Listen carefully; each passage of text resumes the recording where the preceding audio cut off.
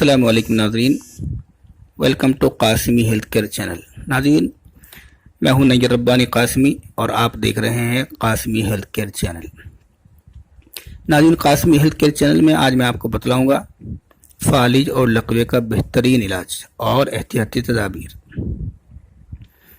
नाज़रीन, इससे पहले कि मैं इसकी पूरी तफसील और इसकी पूरी डिटेल्स आपके सामने रखूं, मैं आपसे दरख्वास्त करूंगा कि अगर आपने अभी तक हमारा channel Qasmi health care channel को सब्सक्राइब नहीं किया है, नाज़रीन इसको सब्सक्राइब कर लें ताकि हर अपलोड होने वाली वीडियो का नोटिफिकेशन आप तक फ़ौरन पहुंचे। और नाज़रीन इसको लाइक और शेयर करना भी ना भूलें ताकि आप नहीं तो आपके दूसरे भाई बहन इससे फ़ायदा उठाएं। तो नाज़रीन आइए इलाज की तरफ। इलाज से पहले चंद बातें। फालिज और लकवा, इस मर्ज़ का ताल्लुक ज़ौफ़ दिमाग से है। दिमाग की तरफ खून रवां होता है तो बारीक रगें जो पहले से ही कमज़ोर और खस्ता हो चुकी होती हैं, खून के दबाव को बर्दाश्त नहीं कर पाती। नतीजा यह होता है कि रगें फट जाती हैं और खून दिमागी और जिस्मानी आसाम में पहुंच जाता है, जिसकी वजह से जिस्म का कमज़ोर हिस्सा फालिज और लकवे का शिकार हो जाता है। नाज़रीन, इसके असबाब क्या होते हैं,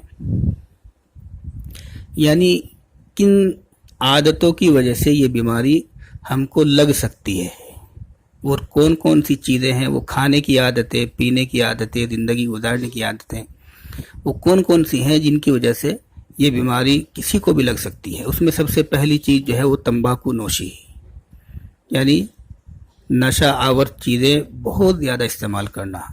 और नाज़रीन इसी तरह कसरत जिमा और शराब और इसी तरह दूसरी नशे की चीज़ों का इस्तेमाल। नाज़रीन इसी तरह दिमागी फोड़ा जो इंसान के दिमाग के अंदर हो जाता है, इसी तरह मिर्गी, आतिश, सर पर चोट लग जाना। नाज़रीन इसी तरह शदीद सर्दी में घूमना फिरना, और इसी तरह एक चीज़ होती है बुढ़ापा, उसकी वजह से भी दिमागी जो बारीक नसें होती हैं वो कमज़ोर हो जाती हैं। और इसी तरह नाज़रीन तफक्कुरात, गम, घरेलू उलझनें, टेंशनें और बहुत सारी घरेलू परेशानियाँ इसका सबब बन सकती हैं। नाज़रीन इसकी अलामतें क्या क्या होती हैं। अलामतें यानी कि इस मर्ज़ के लाहिक होने से पहले वो कौन सी अलामतें हैं जो हमारे बदन में ज़ाहिर होती हैं, उनको समझकर, उनको सोचकर और उनको अच्छी तरह जानकर हमें उनसे बचने की कोशिश करनी चाहिए।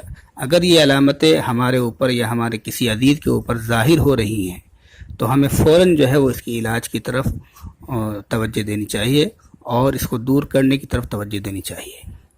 तो अलामत में से सबसे पहली जो अलामतें, चंद अलामतें हैं, जैसे सुबह सवेरे उठते ही सर में शदीद दर्द होना। जब सुबह उठते हैं तो फ़ौरन सर के अंदर शदीद दर्द महसूस होता है, ये एक अलामत होती है कि कुछ होने वाला है, फालिज और लकवा का मामला होने वाला है। इसी तरह नाज़रीन एक दूसरी अलामत होती है पेशाब सफ़ेद और बदबूदार आना, ये भी एक अलामत है। नाज़रीन इसी तरह मुंह का जायका फीका होना और राल बहना, ये भी दिमागी रगों के कमज़ोर होने की अलामतें हैं। नाज़रीन इसी तरह एक अलामत होती है सकता, जो मरीज़ इस मर्ज़ में मुब्तला हो जाए उसका बचना बहुत मुश्किल हो जाता है।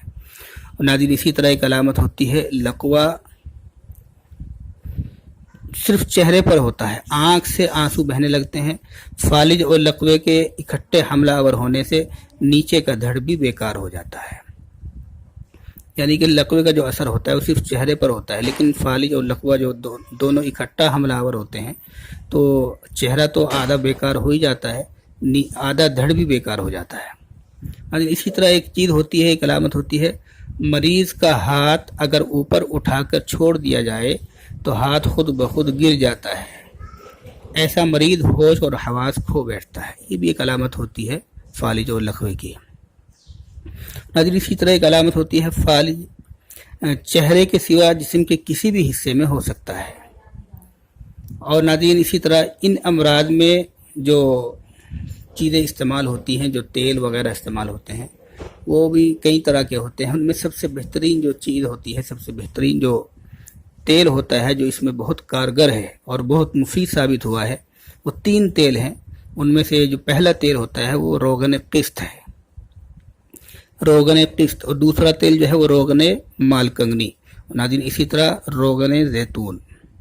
ये 3 तेल ऐसे हैं कि इनको मिलाकर, तीनों को चाहे तो तीनों को मिलाकर मालिश करें मरीज़ की और उसके मुतासिरा हिस्से की, और चाहे इनकी अलग अलग भी मालिश कर सकते हैं। रोगन किस्त की कर लें या रोगन मालकंगनी की कर लें या रोगन जैतून की कर लें, किसी एक की भी अगर मालिश करेंगे तो यकीनी तौर से उस हिस्से में जो है वो फ़ायदा महसूस होगा, और अगर तीनों की मिलाकर कर लेंगे तो बहुत ही अच्छा है। तो नाज़रीन खाने के ताल्लुक से इसका एक बहुत ही आसान नुस्खा है जो इस्तेमाल किया जा सकता है और बहुत मुफीद साबित हुआ है, और बहुत आसान भी है, घरेलू है बिल्कुल। इसमें आपको सिर्फ 2 चीज़ें लेनी होती हैं। या तो आप लेंगे पुराना गुड़, अगर मिल जाए पुराना गुड़, और अगर पुराना गुड़ नहीं मिलता तो फिर आप छोटी मक्खी का शहद ले लेंगे। छोटी मक्खी का शहद हासिल कर लें या पुराना गुड़ हासिल कर लें, और एक प्याज ले लें बड़ा सा साफ़ सुथरा, उसको साफ़ कर लें अच्छी तरह। इन दोनों चीज़ों को हम वज़न कर लें, यानी गुड़ और प्याज को हम वज़न कर लें, या फिर सिर्फ शहद और प्याज को हम वज़न कर लें।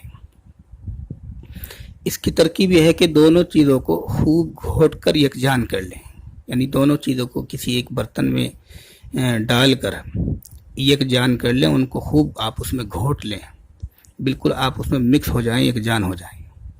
अब इसको जो इस्तेमाल करना है खाने के तौर पर, वो खाना खाने के 1 घंटा बाद, सुबह, दोपहर और रात, यानी 3 वक्त इसको इस्तेमाल करेंगे।